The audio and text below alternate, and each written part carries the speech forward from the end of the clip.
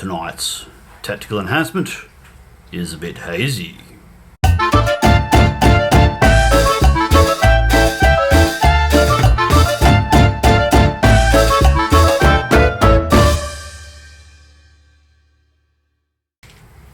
Tonight we're playing Warhammer, the old world, 1600 points, and it's a bit leafy because it's damn hot. The place is full of bugs and we couldn't be asked doing too much at the table. Works for me and for Doug because we've got my Wood Elves versus the Beastmen. Doug, talk us through what you got. 2 units of Ungore, 1 unit of Gore with additional hand weapon, 1 unit of 5 Chaos Hounds, 1 chariot, where's the chariot? There it is, right. Yep. A unit of 6 Centaur, a Warhoof, 2 Razor Gore. Right, so that's a Razor Gore today. Yep, and that's the other one. Shake the camera while I try and get the bugs off me. and that's a Razor Gore. Yes. Oh, yep, so it is. Yep. Yeah, that's my usual kind of Razor Gore. And then the general is a Great Bray Shaman on Razor Gore Chariot.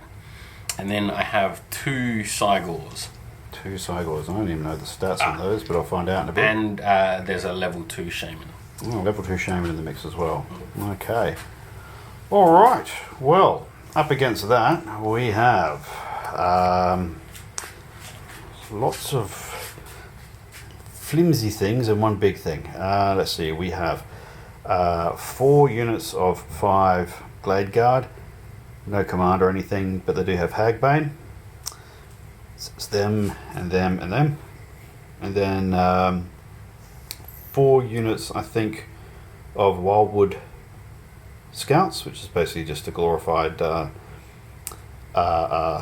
Glade Guard who can scout and run away better. We've got 10 of the War Dancers, 2 of the birdies, the big birdies, a Treeman, we think. 3-person. Standard Bearer, he's got terrible lighting on her at the moment. And I've got well, this is normally a champion figure, but he's been upgraded to hero and he's flapping about on a giant eagle, I think. So that or a warhawk, I'll check that in a minute. That's what they got. Yeah, a little bit of magical whoop-de-doo here and there. The level 4 mage is going to hopefully carry their weight. So we're going to roll up for our spells, then we'll deploy, and then we'll check in after that.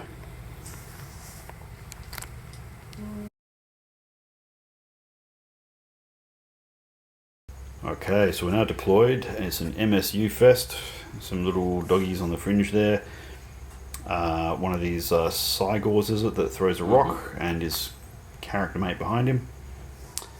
Chariot, the big boss. What is he again? Great Bray Shaman. Great Bray Shaman, level 4, I'm assuming. Right, on his chariot, so he's going to be a pain in the ass to kill. We do have a chariot base just to marry that up as we need to for combat, although I think the shooting is going to be much more prevalent today. And we've got skirmishes. That Razor Gore, is that just a lone Razor Gore or is it got chariot? No, this Razor Gore and then also a Razor Gore, so both 2 lone Razor Gores. Right, okay. Another Cygor, and then we've got some riffraff over here looking to make themselves annoying. And who's that guy? He's a shaman as well. Yes, level 2. These are Centaur. Right. Alright, well that's quite a bit of crap on the table. And on this side, my chap here who Andrew recommended that I take, because Andrew loves sending his characters around on Pegasi and annoying the shit out of my dwarfs. So he said, why don't you take a character on a Great Eagle? So I thought, fuck it, I'll give it a go. Then another Great Eagle and a whole bunch of skirmishing, not skirmishing, some War Dancers to back him up, level 4 mage, more archers, Standard Bearer wondering, what the fuck am I going to do with an army this spread out? Tree person, archers, birdie. So we'll see how it goes. This is not something I normally do. I mean, I used to take blocks of these guys in 8th edition, and that was great, but it's just not the same anymore. Anyway, on that note, let's roll for first turn and get into it. 2 and a 1. And it's a fucking tie, because I'm pretty sure that you finished deploying first. Yeah, I did, despite how 5 and a 3. Whoa, lovely. I still get to go first.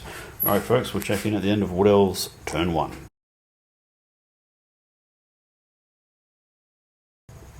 End of Woody's turn 1, and some guys sat still. Many shuffled forward slightly to get in range, which reduced the number they needed to hit. These guys popped along the flank to do something sneaky. They're on the other side of the woods, so they can't get shot at by these guys unless they go into the woods, but if they go into the woods, well, then they will have no minuses to shoot my guys. Dropped 3 of these fellas, that was useful. And dropped some wounds off of... no, I didn't do anything to that guy. I took 3 out of 4 wounds off that. And that's about it. Oh, we did a bit of magic and we put the 5+ ward, the bulwark thing on these guys. War dancers. And that was it. Not a lot going on this turn. Fun fact. Even against Wood Elves, with poison arrows, being in the trees is a really good idea.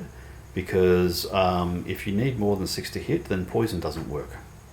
So between moving and long range, it goes up to 7 to hit. I need to be sitting still to be able to hit these guys on 6s and get poison wounds on them. So I went for the targets in the open. Not necessarily what I would have prioritised, but yeah, good enough for turn 1. Over to the Beastmen.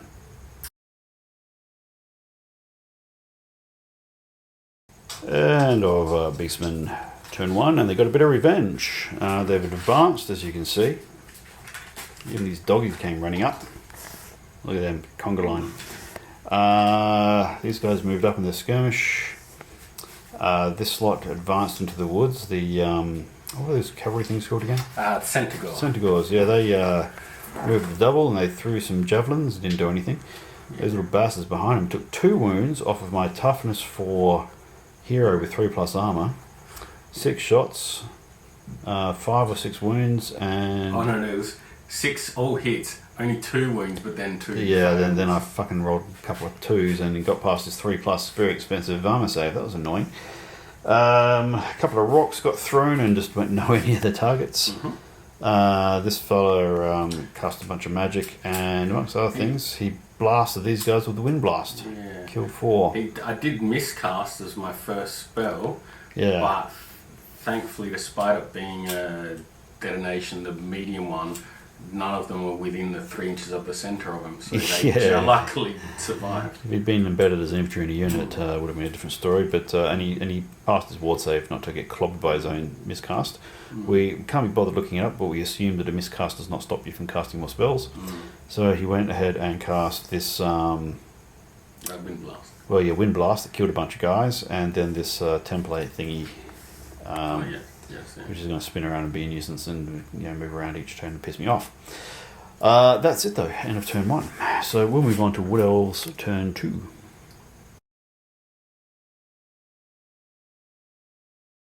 And a Wood Elves turn 2. And the birdie chased the doggies, they ran away. I rolled a lot of 6s, but still missed them by 1 inch. Over here we charged in against these guys. The birdie took a wound on the way in, I think from javelins. No, he didn't. She took that from the melee. Because one of them issued a challenge and my character sorted that guy out in a hurry with some overkill. And the eagle here killed 1, and the one who lived stamped back and stomped back and took 2 wounds off the fucking eagle. Yeah. And then the little blighter passed his leadership test. So these guys looking like they might die when that lot charges in, if they do. If not, we've got another bit of fight yet to go. We killed one of the razor gores, whatever they are. Poured a bunch of arrows on this fellow. Did we do a wound to this guy? Oh, this is 2 wounds. Yeah, 2 wounds on that guy. Yeah. I then fired 15 fucking arrows at that chariot. And that's what it took. It was the last volley of shooting is what got him. So that was an obscene amount of fucking perfectly good elven arrows, no doubt finely crafted, that got soaked up in that shitty fucking chariot. I'm resentful, I really am. But well, at least he died. You'll be more resentful if he survived. I may have been having a little bit of a fit if he'd lived. Earthen Rampart's save. I was only 1 5+ from him still being there. Yeah, exactly right. Oh, and my mage put earthen ramparts on this unit, and we did the wind blast at. Actually, it was the wind blast that killed the Tusker Gore. Yes. So the mage has actually done something competent for a change. On that note, over to Beastmen turn 2.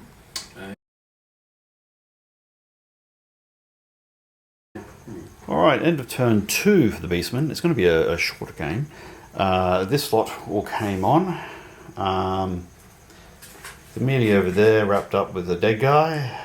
This lot did a bit of shooting, but mainly what happened is that guy cast a magic fireball and blasted away an entire unit of 5. Actually did 7 kills, but there's only 5 in the unit. Yep. Caused a panic attack on the next batch. We rolled like 11, and then they rolled 11 to fuck off the back of the table. They actually were reasonably far way forward. Then over here, this guy cast a couple of spells and just totally blew away 2 units completely.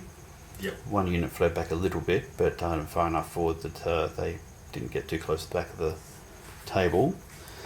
So basically what's happened is I've had 3 units entirely annihilated and 1 panicked off the table from 3 spells. And the eagle as well got killed. Yeah, and the eagle got killed by this random assassin character galloping about all by himself, who presumably is going to get into my backline shortly. So that's 19 poison arrows I no longer have. Really spectacular, and that's out of 3 spells that did that. So I guess anyone who thinks magic's been toned down in this game hasn't seen how it can be used.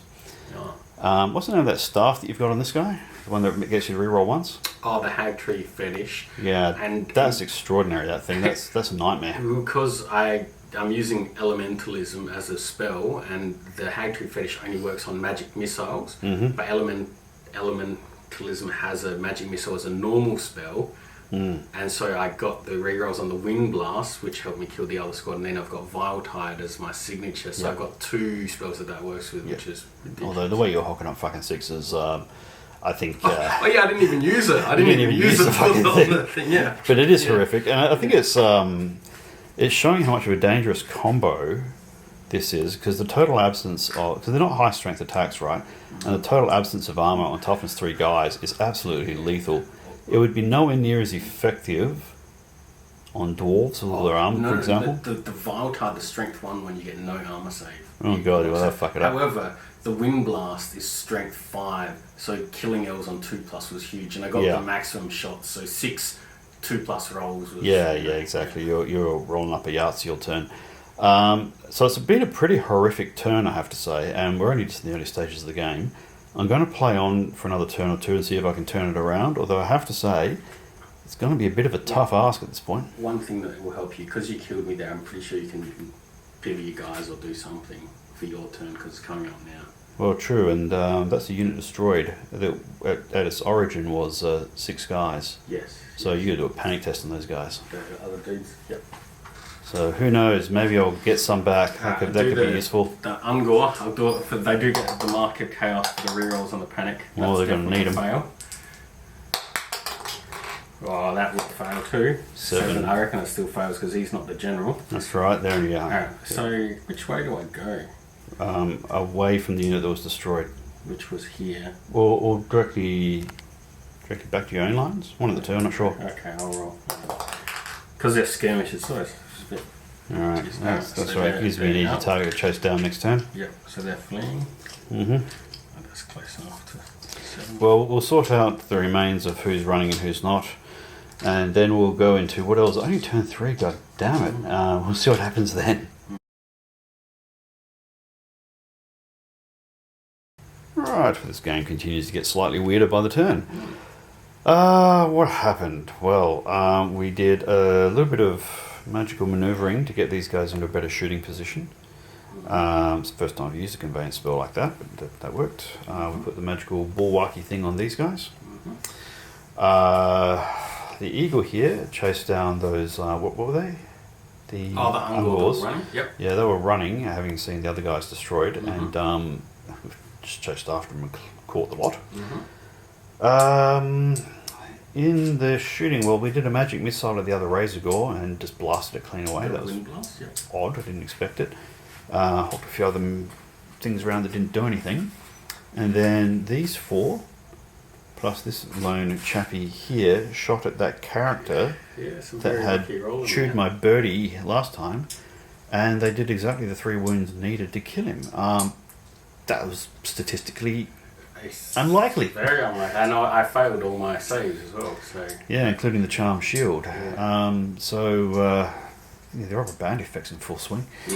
And then, just to add insult to injury, this chap here charged the level 2 Brochamp, who was by himself because all the Ungors had fucked off. Yeah. And charged in and smashed him with a great weapon before he had a chance to do anything about it. And that fella's gone as well. Yeah.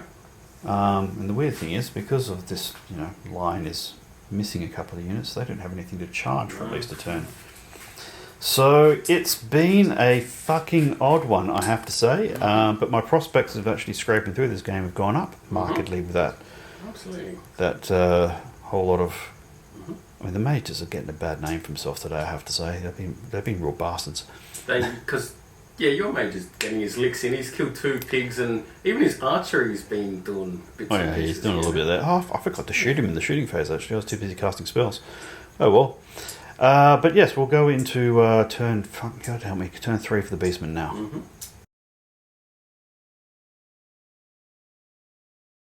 And Beastmen turn 3, and it continues to be bloody. Oh my god. These little riffraff ran up and after a lot of shooting picked off the last sole survivor in the trees there. This fella threw a rock and dropped it on his own foot. This fella threw a rock and landed it square upon the hero on his birdie, who's no longer there. Shame and avenged. Yeah, quite. Then what happened? Okay, so magic blasted another 4 guys. The only reason this guy's here is because he's got a 5+ ward and he made it. And I don't think the magical earthen rampart thing achieved very much at all. Maybe spared like 1 wound from going onto this guy. It was pretty shit. Then he got these guys with the wind blast. That was annoying. Killed 4 out of the 10. Oh, and then they got to go back as well. I forgot. Oh yeah, they got to go back a bit. I'll worry about that in a sec. That's actually useful for me. That's about it. Oh, those fucking little hounds rallied. Those little pricks. 35 points worth of riffraff. 30. Not even 35. Not even as good as a Chaos champion. Warrior hounds. Jeez. Well, yeah. So that was something. So we will now go into Wood Elf turn 4 and see if there's enough of an army to actually kill anything. Right, what's left of my army is fighting tooth and nail. Okay, so that lot over there, fire some poison arrows at that chap. I don't think I did anything. No, that's a shame. We fired some poison arrows from this lot at that guy. Did one. I'm better than nothing, I suppose. Yeah. We shuffled back around there because we don't really want to get shot at by that guy's magical whoop-de-doo again, although he might come. If he comes around enough to shoot the mage, then he's in the charge reach of the treatment. I suppose that's the important thing. Back here, I charged the remaining 6 war dancers out of the woods at these guys. It was stupid. I shouldn't have done it because I only rolled double 3 for charge range. So only 2 of my guys got into combat instead of 4 or all 6. Yep. Then I didn't roll that flash, and I chose the 4+ ward, and then the only guys who saved any ward saves were the guys that rolled 6 anyway. So that's frustrating. But what I should have done was move them up at the double between this lot and this unit, and then stood there with my throwing spears ready to hock at them on the way in, and then fought as a full line. So that was just silly. It's late and I made a dumb mistake because I was half asleep. You'll remember that though with Wood Elves. They got throwing spears now. Because that's a new addition in this one. I knew it, and I knew I could have formed that line, and for some dumbass reason I thought I'd be aggressive. So, discombobulated from the wind blast. Well, maybe the brain's got blown out of their ears or something, I don't know. Anyway, that was rather vexing, didn't work at all. On that note, over to the Beastmen for their turn 4.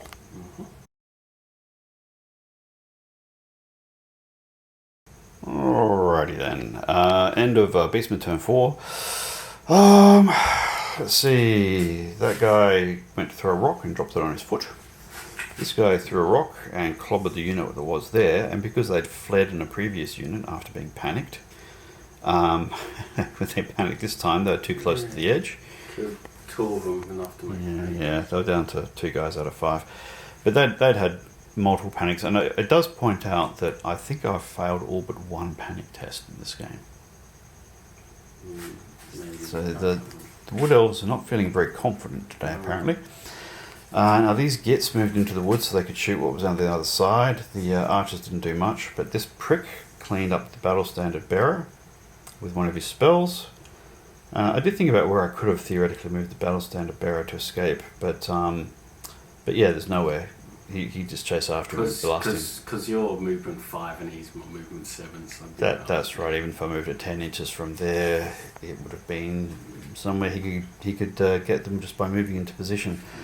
Then he did another spell and took a couple of wounds off the treeman. Yes. We're going to do a tally at the end of this and see just how much that 1 miniature killed today. What else happened? That's right. They charged the woodies, who threw some spears and killed one, and then in the melee killed a couple more. Lost one in return, but that's actually a full command, believe it or not. There's a musician in standard. That helped them out. I rolled shocking 16 attacks. I think I only got 4 and then 1 wound. Yeah. You rolled as badly there as you've rolled well elsewhere. Yeah, so it's a real game of swings and roundabouts today. Brutal battle. And yes, they failed their leadership, and then I rolled 11 to chase, and we got them. So we're creating a lot of widows today. That note, I've got no idea what time it is, but I'm thinking I really want to get one more turnout. I think that'll be 11:57. Oh dear, because you went first as well. That's true, because I reckon my treeman could get into this riffraff here and kill all of them. Yeah. And then probably wouldn't be able to overrun into the chariot, but I'd give it a fair old go. Tell you what, let's call time, knowing full well that we could both do quite a bit more damage to each other, and we'll tally up the points and see what the hell happened. Right, well, we're calling it for the night. Yeah, if we'd done another turn, sure, I would have charged that guy into there, and then maybe I would have been able to do something about that. Maybe he would have blasted me. Probably he would have blasted me, but I would have killed those little fuckers first. Maybe I would have killed that with some magic and some shooting. Maybe not. He's got 2 wounds left, so he's hurting, yeah, so it's possible. Then maybe these guys would have got blasted in the 2 turns left for those guys, so yeah, it's quite possible we could have completely annihilated each other. But as it turns out, Wood Elves accrued 695 points worth of kills, mostly because there's some big ticket items that just didn't die. And then the Wood Elf Dead accrues to about 804. So we're 9 points into minor victory as compared to a tie. Yep. That's remarkable. So the Beastmen... There's not much on the table. No, it's thinned out, isn't it? Yeah, absolutely. So the Beastmen get themselves a very minor victory. And interestingly, there's lots of swings and roundabouts that could happen, right? So if these guys had not rallied, we would have been scraping our way into tie territory. Yes. But also a lot of things, like if that unit had not run away twice in a row, units hadn't panicked off the table, and yeah, so on and so forth. Yep.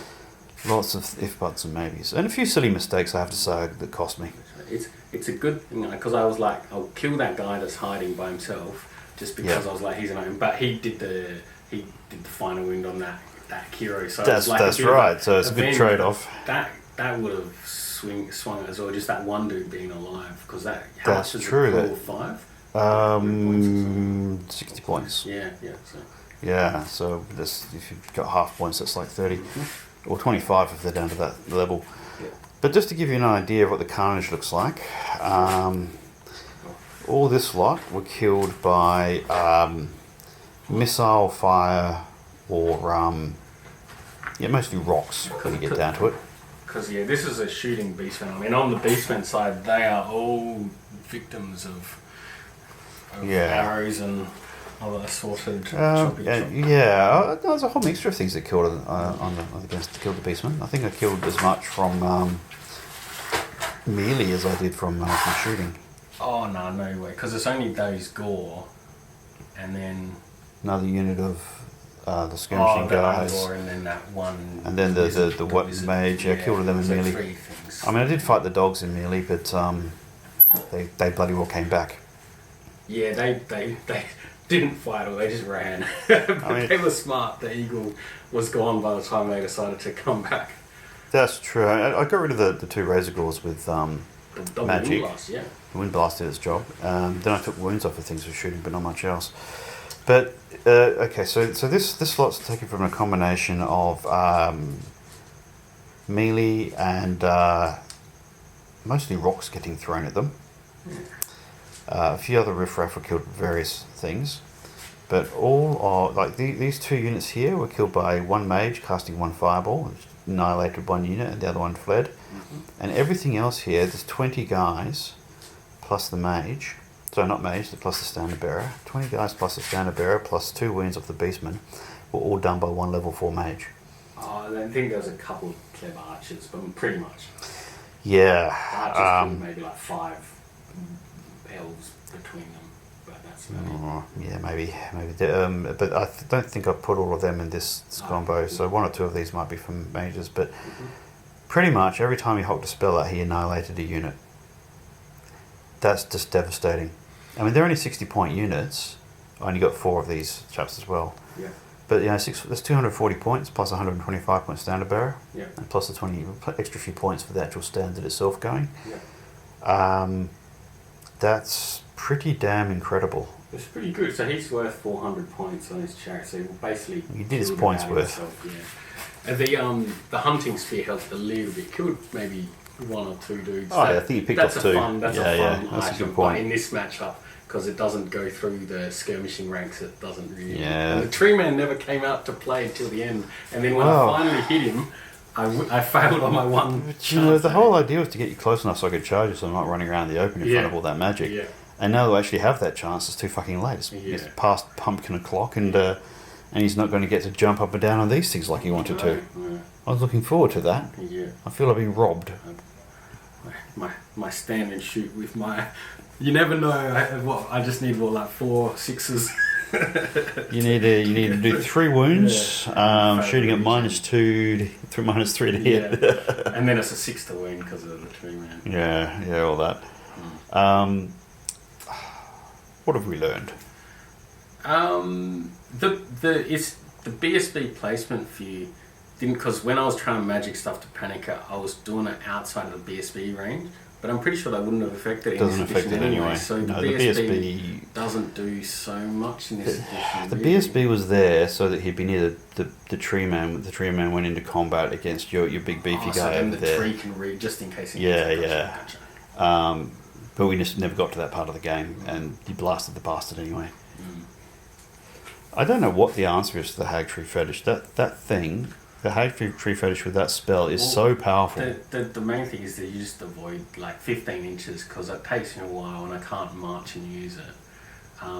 But I was pretty happy in that I avoided your mage, so I never faced an actual level 4 versus level 4 dispel when casting it. Yeah, and I was doing the same thing in order to get out my wind blast and to manoeuvre my troops around in better positions. So yeah, it's interesting how magic is very different. That faded dispel is basically worthless. It's pathetic against level 4. I mean, if you need 9 or a 10 to cast something, even at level 2, I think it's even level 2 actually succeeds in the spell. Yeah, but then a fated dispel still double 6. Once it's off, yeah, you need 11. You need really 11 or 12 to stop it.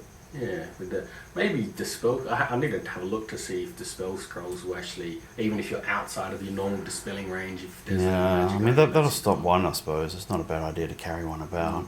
Although I did manage to successfully cast it every turn, which this is still unlikely. I should have failed 1 out of the 4. Well, true. So I suppose if I had a dispel scroll and you actually rolled statistically normal, it would have been 2 blasts instead of 1. Yeah. This is my first. So 2 blasts instead of 4, but yeah. Well, I've learned that, as expected, the Great Grey Shaman is very powerful. This is my first time using one. Well, he's a lord, so you can't expect him to do a few odds and ends. Yeah, and on the chariot, it didn't really come into it. I wasn't planning on him getting into combat, but just having that 360 casting arc and with the chariot runner rule, so it's my first time using that, but with the Ungor kind of shielding him and not blocking his line of sight or even his movement is a pretty cool It's a powerful thing. combo.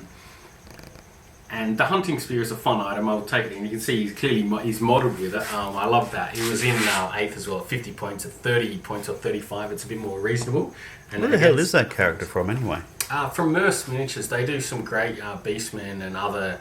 So they've got their own game, but basically they make Warhammer substitutes. A lot of Roman-based infantry are all kind of resin, but I found their resin actually a bit better than the Forge World resin.